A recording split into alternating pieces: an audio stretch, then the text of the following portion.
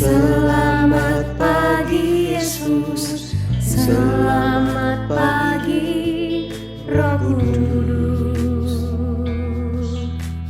Terima kasih atas anugerah-Mu. Semalam telah berlalu, ku memuji, ku bersyukur, memuliakan nama-Mu. Allah Bapa, Putra, Roh Kudus, terima kasih. Selamat pagi seluruh siswa-siswi dari sekolah manapun, keluarga besar SKBB dan para kerabat serta sahabatku. Kita mesti tetap di dalam sukacita yang daripada sorgawi, karena kita memiliki Tuhan yang hidup, yang tidak meninggalkan kita selama-lamanya.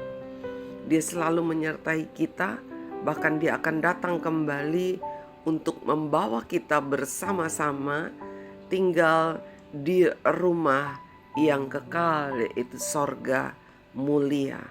Mari kita berdoa dulu.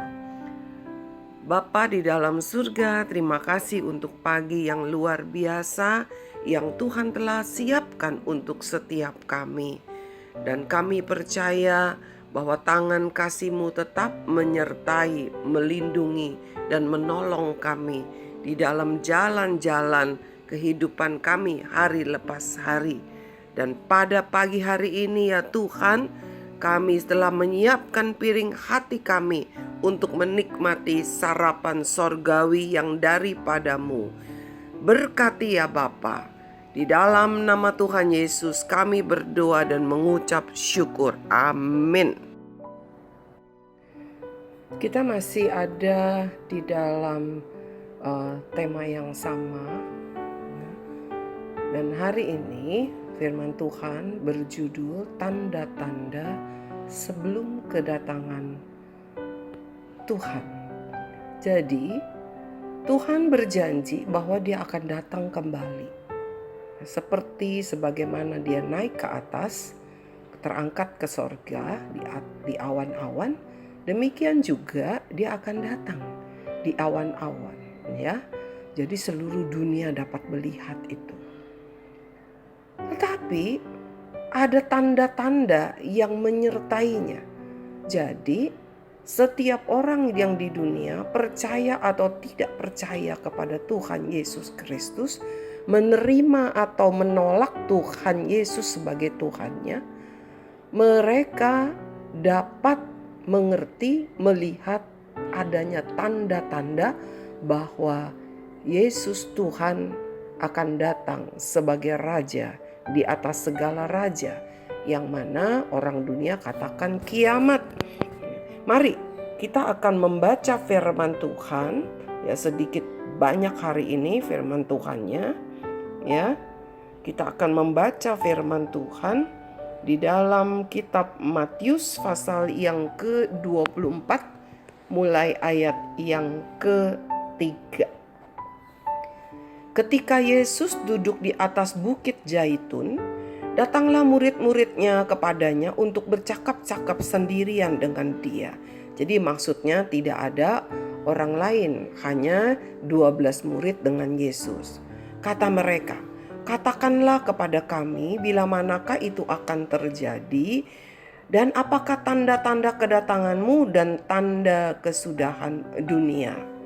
Ya, jadi Yesus sedang berbicara tentang tanda-tanda apabila Dia datang lagi ke dunia begitu. Ini sebelum Yesus naik ke surga ya. Tanda-tandanya apa? Karena kedatangan Kristus itu berarti dunia sudah selesai, tidak akan ada dunia lagi. Lalu jawab Yesus, ayat yang berikutnya. Jawab Yesus kepada mereka, "Waspadalah supaya jangan ada orang yang menyesatkan kamu." Perhatikan, ini tanda yang pertama ya. jangan sampai tersesat. Kenapa bisa dipesankan ya, suruh waspada supaya hati-hati katanya. Kita lanjut. Sebab banyak orang akan datang dengan memakai namaku dan berkata, akulah Mesias, dan mereka akan menyesatkan banyak orang. Nah, ini tanda yang pertama, penyesatan. Ya, penyesatan. Jadi akan banyak orang juga yang mengaku bahwa dia adalah juru selamat. Ya, itu tanda-tandanya. Tanda-tanda untuk menyesatkan dengan ajaran-ajarannya. Kita sudah belajar minggu yang kemarin tentang penyesatan, ya. Kemudian yang berikutnya, kamu akan mendengar deru perang atau kabar-kabar tentang perang. Tuh, ya. Coba kalian pikir nih. Banyak perang gak sekarang? Waduh, di mana-mana tuh semua, setiap negara kecil sekalipun selalu memperkuat persenjataan mereka, angkatan perang mereka, karena semua sedang berjaga-jaga. Bisa-bisa ada perang dunia ketiga. Nah, ya, kamu akan mendengar deru perang atau kabar-kabar tentang perang. Namun berawas-awaslah, janganlah kamu gelisah, sebab semuanya itu harus terjadi, tetapi itu belum kesudahannya. Ya, tanda yang kedua, ya, tanda yang kedua, akan ada banyak perang, kekacauan, ya, kita lihat. Sebab bangsa akan bangkit melawan bangsa dan kerajaan melawan kerajaan, akan ada kelaparan dan gempa bumi di berbagai tempat tuh, ya. Bangsa melawan bangsa, di mana-mana ada pemberontakan, di mana-mana ada permusuhan. Lalu yang ketiga ada kelaparan dan gempa bumi di berbagai tempat. Bencana alam, bencana kelaparan, bencana gempa bumi, ya. Tapi katanya sekali lagi, akan tetapi semuanya itu barulah permulaan penderitaan menjelang zaman baru.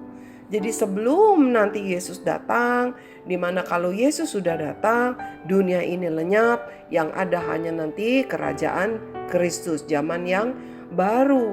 Tapi sebelum itu, tadi sudah disebutkan, ada penyesatan, ya, ada perang, di mana-mana perang, keributan, ada kelaparan, ada gempa bumi. Tapi itu baru permulaan katanya, ya. Kita lanjut lagi. Pada waktu itu kamu akan diserahkan supaya disiksa. Dan kamu akan dibunuh dan akan dibenci semua bangsa oleh karena namaku.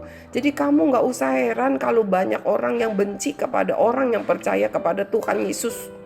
Banyak orang yang benci kepada orang Kristen, gak usah heran. Karena di Alkitab sudah dikatakan demikian. Ya, itu tanda-tandanya bahwa kedatangan Tuhan sudah dekat, ya. Disiksa, orang percaya kepada Kristus bisa saja disiksa, dibunuh, ya, karena percaya kepada Tuhan Yesus. Terus kita lihat lagi, dan katanya banyak orang yang akan murtad dan mereka akan saling menyerahkan dan saling membenci. Banyak orang yang tadinya percaya kepada Tuhan Yesus murtad menjadi orang yang menolak Tuhan Yesus. Bahkan mereka akan saling menyerahkan. Artinya apa? Ketika mereka tidak percaya kepada Tuhan Yesus, mereka mulai mengkhianati teman-temannya yang percaya kepada Tuhan Yesus. Ya, ada negara, biasa negara-negara komunis, ya, seperti China begitu, ya. Itu kekristenan gereja itu sangat dibatasi. Kalau ada yang tidak sesuai khotbah, semua diatur oleh pemerintah. Kalau ada yang tidak sesuai, bisa ditangkap. Nah, bisa ada orang yang pura-pura menjadi sahabatnya pendeta, lalu mereka akan laporkan kalau pendeta itu tidak mengikuti aturan komunis, ya. Nah, kira-kira seperti itu. Bahkan saling membenci katanya. Kemudian lihat lagi, ya, itu udah tanda yang keberapa tuh? Ya, tanda ketiga ada perang, lalu ada gempa bumi, ya, kelaparan. Tanda keempat kamu akan disiksa, dibunuh, ya. Terus tanda yang kelima orang akan banyak yang murtad. Kemudian yang keenam, banyak nabi palsu akan muncul dan menyesatkan banyak orang. Banyak lagi nabi palsu. Kenapa dikatakan nabi? Karena nabi itu adalah, Ya, zaman dulu nabi Tuhan adalah orang yang dipakai dalam mujizat. Jadi banyak orang yang mengakui saya nih dipakai Tuhan, saya dipakai Tuhan gitu ya. Karena mereka bisa mengadakan mujizat, bisa menyembuhkan orang dan segala macam. Tapi hati-hati ya, kalau orang yang tidak mau mengakui Yesus Kristus Tuhan, itu berarti bukan dari Tuhan ya, bukan dari Tuhan. Meskipun dia bisa menyembuhkan seseorang, tapi tidak mengakui dan tidak menyembah Yesus Kristus sebagai Tuhannya ya. Terus yang keenam, dan karena makin bertambahnya kedurhakaan, maka kasih kebanyakan orang akan menjadi dingin. Artinya orang udah lagi apa? Tidak lagi hidup di dalam kasih ya, tawar, egois tuh ya. Ini yang kedelapan ya. Terus kita lanjut lagi. Tetapi orang yang bertahan sampai pada kesudahannya akan selamat. Dan Injil kerajaan ini akan diberitakan di seluruh dunia menjadi kesaksian bagi semua bangsa. Sesudah itu barulah tiba kesudahannya. Jadi pesan Tuhan, ada tanda-tanda seperti itu ya. Tuhan katakan berjaga-jaga. Kata Tuhan, tetapi orang yang bertahan sampai pada kesudahannya itulah yang akan selamat, masuk ke sorga meskipun disiksa, dibenci karena nama Kristus ya. Karena kelaparan lalu mulai, ayo saya kasih makanan, tapi kamu nggak boleh jadi lagi orang Kristen, kamu nggak boleh jadikan Yesus Tuhan sebagai Tuhanmu, mau nggak? Ya nggak apa-apa deh, yang penting saya bisa makan. Nah, itu yang nanti akan apa? Tidak selamat ya. Dan firman Tuhan bilang kapan dia datang? Kalau Injil kerajaan ya, firman Tuhan, kesaksian tentang firman Tuhan, tentang Tuhan Yesus sudah sampai ke ujung dunia, ke hutan-hutan, ke desa-desa, ke semua orang sudah mendengar, baru Tuhan akan datang. Kenapa demikian? Tuhan itu adil, supaya jangan nanti ada yang bilang kami gak pernah dengar tentang Tuhan Yesus. Jadi kenapa kami tidak diselamatkan? Nah, berita tentang Tuhan Yesus hari-hari akhir ini banyak sekali ya, tersebar di mana-mana. Ada yang disiksa, ada yang dianiaya, ada yang ditangkap karena menyebarkan kesaksian tentang Yesus Kristus Tuhan. Tetapi justru berita tentang kasih Kristus, tentang keselamatan dalam nama Tuhan Yesus makin bertambah-tambah meluas. Meluas lewat apa sekarang coba? Ya, mungkin saya khotbah lewat sarapan sorgawi, tetapi dari orang dari berbagai tempat jauh, mungkin yang tidak kenal dengan saya, bisa mendengarkan Injil ini. Inilah salah satu cara bagaimana Tuhan memakai media sosial juga untuk penyebaran Injil. Mari anak-anakku, para kerabat dan sahabatku, semua yang mendengarkan firman Tuhan pagi hari ini, kita mau memperhatikan tanda-tanda zaman supaya kita tahu bahwa Yesus Tuhan segera datang dan kita tidak tersesat. Kita boleh setia di dalam kesusahan apapun, kita tetap setia memegang iman kita. Jangan pernah mau digoyahkan meskipun banyak orang membenci orang-orang yang percaya kepada Kristus. Terus memberitakan Injilnya, terus memberitakan ada keselamatan di dalam Tuhan Yesus Kristus. Jangan berhenti, tetap setia, tetap menjadi saksinya. Mari kita berdoa. Bapa dalam surga, terima kasih untuk kasih-Mu, untuk kebaikan-Mu yang luar biasa. Kami bersyukur untuk firman-Mu pagi hari ini. Kami jadi mengerti bahwa memang Tuhan, kedatangan-Mu untuk menjemput kami masing-masing sudah sedemikian dekat.